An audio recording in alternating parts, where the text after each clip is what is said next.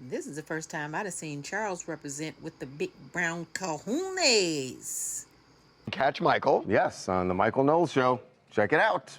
And I might see you at the Smithsonian before then, before the next one. We'll see. Not if I see you first. So this here is what Charles got in his feels about, and I'm here for it.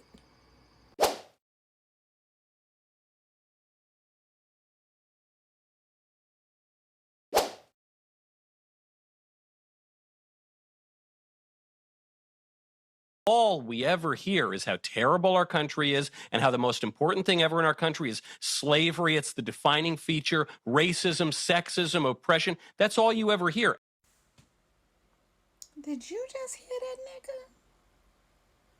What is it that's excessive regarding slavery in the Smithsonian? Well, one big issue on the Smithsonian and on race and slavery is that the African-American history part of the Smithsonian is a terrible service to Black Americans because that architecture is so ugly. So this is a little bit of a digression, but Black Americans deserve better than that hideous building on the National Mall. You are the wrong person for this job.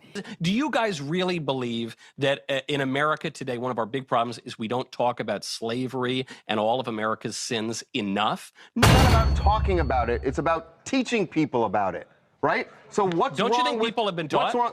So I'm sorry. So we don't teach history in this country anymore. We teach a very partial view of history, that America's evil and terrible to Black people and women and minorities and everybody else. But that's not the whole story of America, and this is why it's not the whole. Nobody is saying it is the whole story, Michael. But it is part of the story.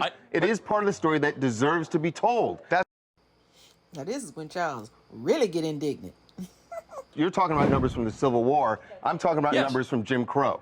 How about that? Sure. No, look, there were, sadly, a small number of people who were killed in racial strife, a relatively small number, though. We're talking hundreds and thousands. The point on this, too, when people are presenting it as though Donald Trump is trying to erase history or something, we're entering into the bisesquicentennial, 250th anniversary of America. We are trying to make America great again. Why, Lord? Why, Lord? Why?